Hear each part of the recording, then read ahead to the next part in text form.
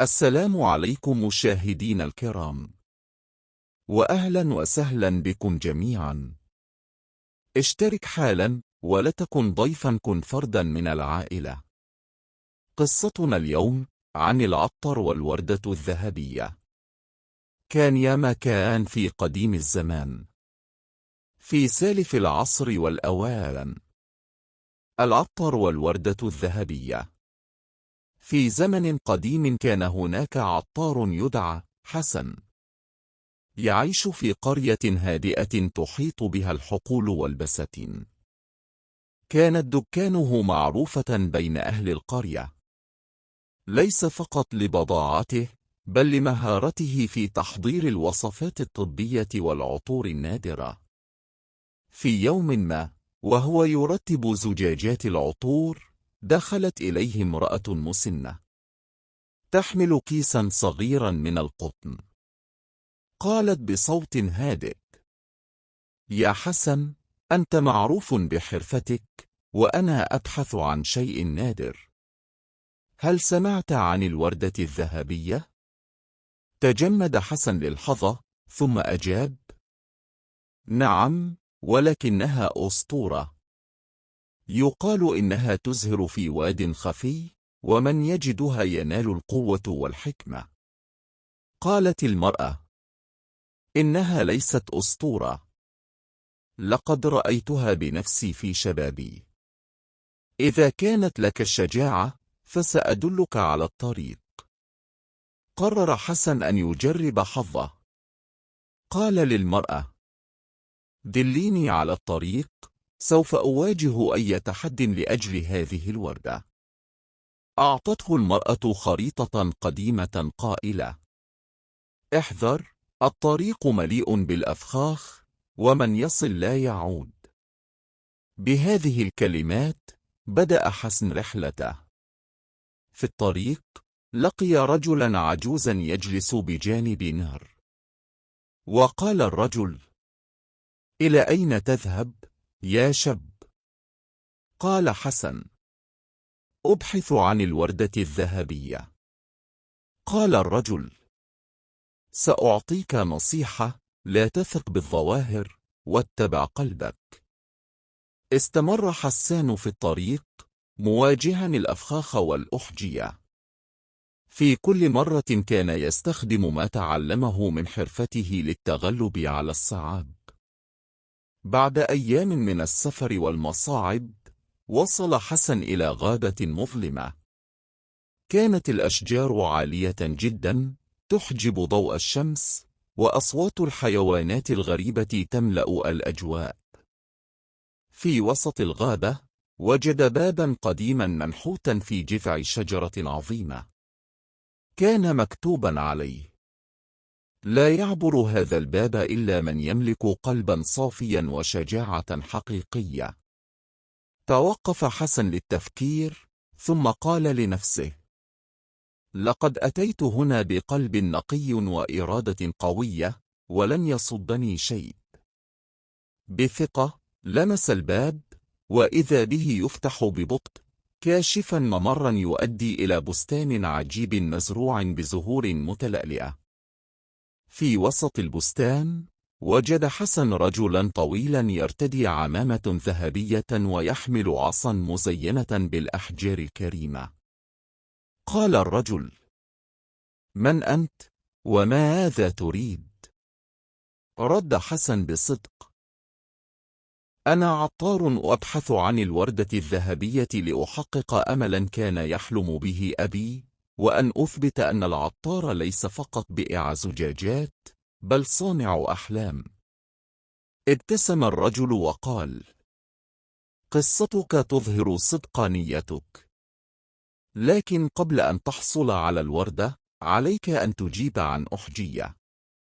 قال الرجل: إذا أعطيتك 3 ورود، واحدة تجلب الغنى، وأخرى تعيد الحياة للموت، والثالثة تجلب السلام للعالم، أيها ستختار؟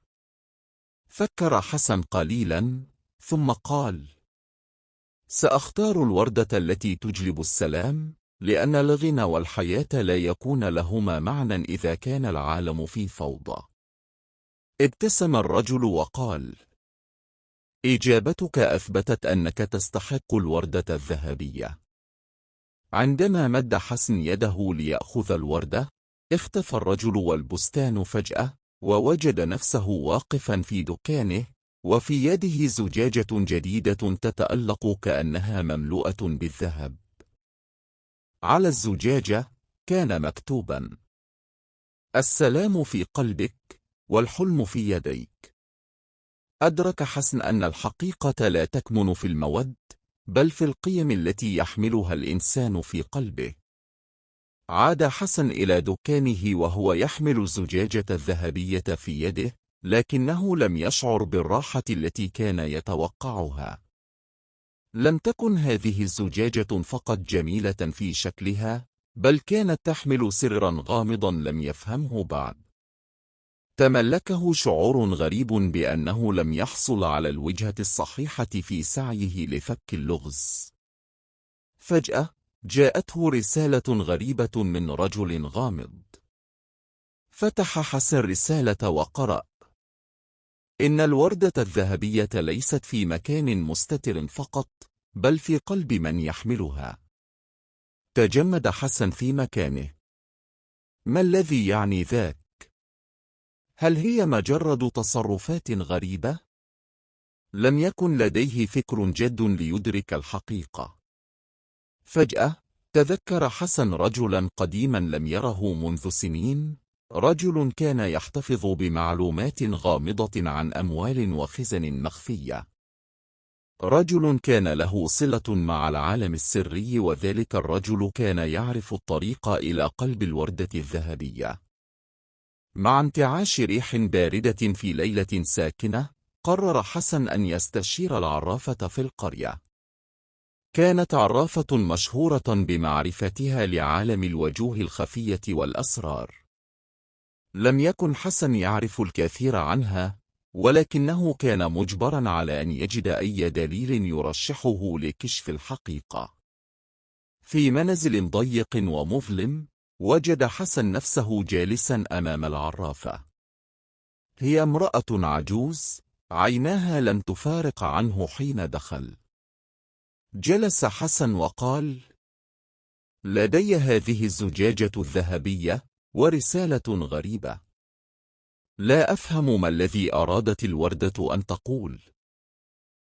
نظرت إليه العرافة في وجهه طويلا، وقالت بصوت خفيف: أنت لا تفهم، أسرار الوردة في دمك، لا في زجاجتها.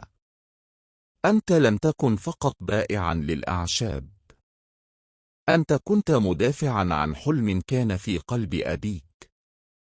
حسن فجأة تذكر كلمات أبيه التي سمعها في صغره: يأتي الزمان ليكون في يدك قدرة على تحقيق الحلم، فاعمل بحكمتك وقلبك النقي. العرافة سألته بنظرة حادة: ما الذي فعلت لتحقق حلمك؟ حسن فجأة أحس بالوقت يجري بين يديه، وفجأة فتحت العرافة عينيها وقالت: أنت لا تفهم بعد، لكنك قريب من الحقيقة.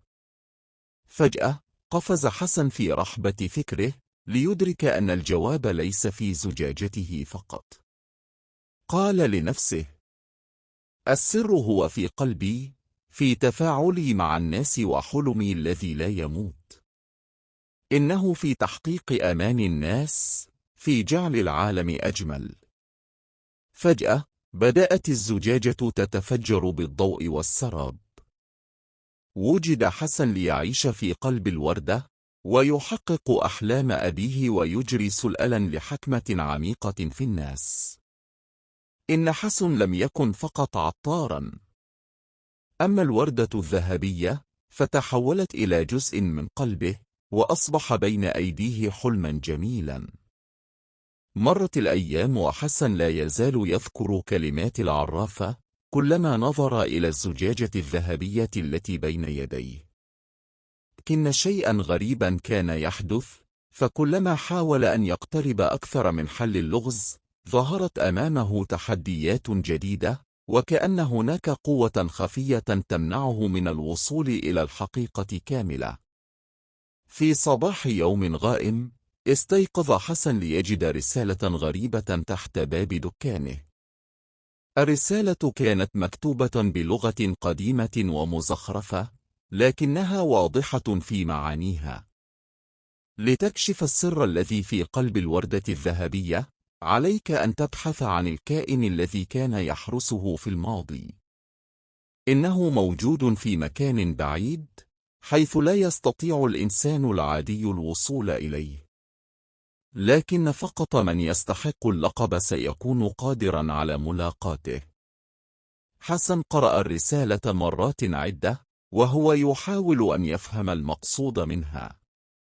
كان يظن أن العرافة كانت على صواب عندما قالت إن السر في قلبه، لكن هذه الرسالة أكدت له أن هناك شيئا آخر لم يكن يعرفه.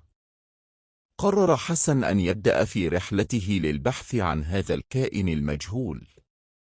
وقد علم من تجربته السابقة أن الطريق لن يكون سهلا، فكلما اقترب من الحقيقة كانت تظهر له تحديات أكبر.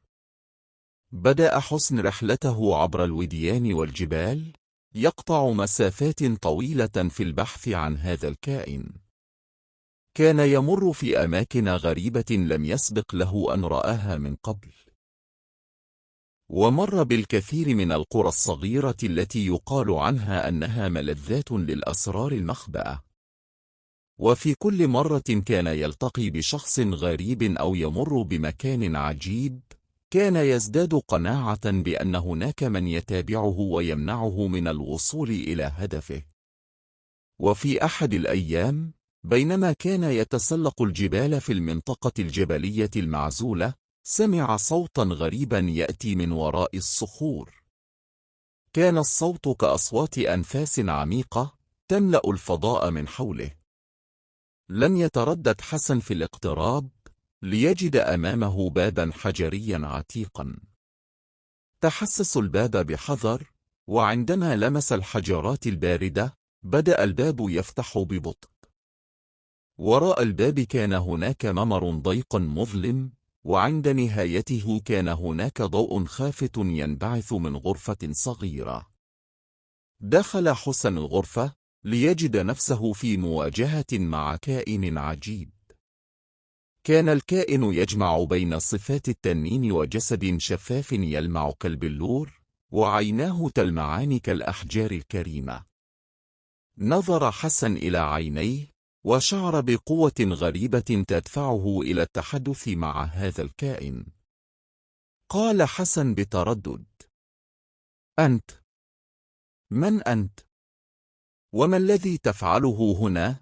ابتسم الكائن وقال بصوت رقيق: أنا حارس الوردة الذهبية، جئت لحمايتها من العالم الخارجي. لكنك يا حسن لم تكن مثل الآخرين، لديك سر في قلبك، ولهذا جئت إليك. استغرب حسن وقال: ولكن لماذا أتيت إلى هنا؟ وما هو سر الوردة الذهبية؟ ابتسم الكائن وقال: السر ليس في الوردة نفسها، بل في الشخص الذي يحملها. الوردة لا تعني شيئا بدون القلب النقي الذي يستحي. ابتسم الكائن وهو يراقب حسن بعينيه المضيئتين، وكأن هناك سرا دفينا خلف ابتسامته.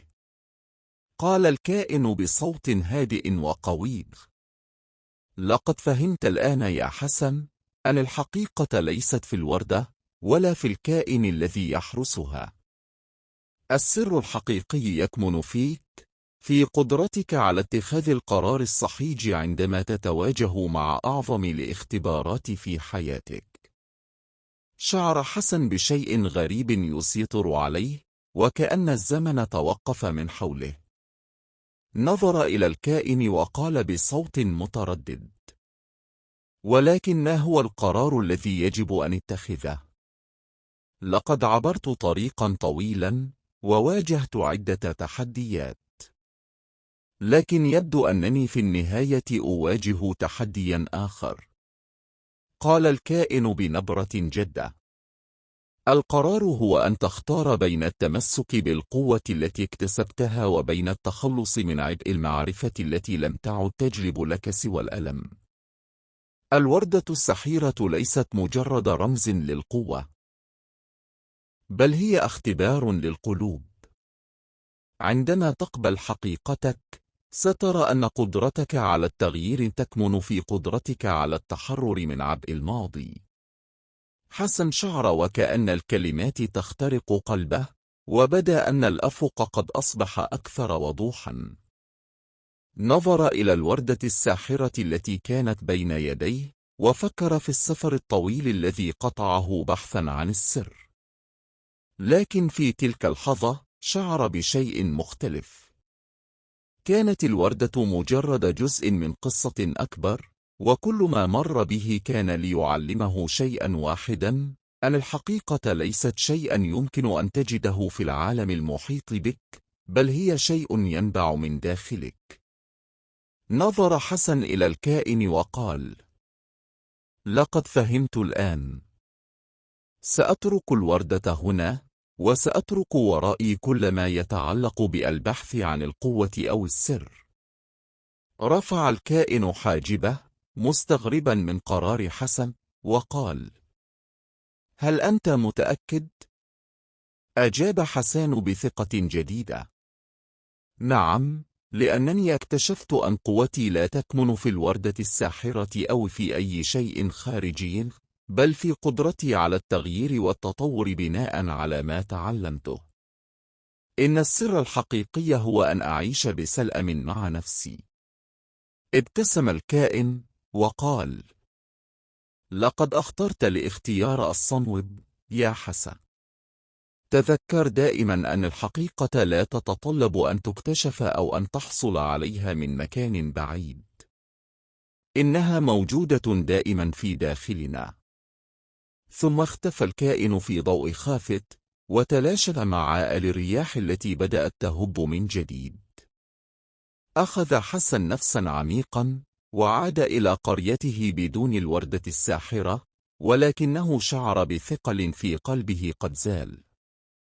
هو الآن يحمل سررا آخر، سررا لا يعتبر من الذهب، بل من السلأم الداخلي، القدرة على التغيير. عندما عاد إلى قريته، لم يكن حسن مجرد عطار صغير يبيع الأعشاب والزهور، بل أصبح مرشدا حكيما. كان يساعد الناس على اكتشاف قوتهم الداخلية، وتعلم أن السلأم الحقيقي لا يأتي من أمتلاك الأشياء، بل من قدرته على العيش بصدق مع نفسه. وهكذا انتهت رحلة حسن. انتهت القصة.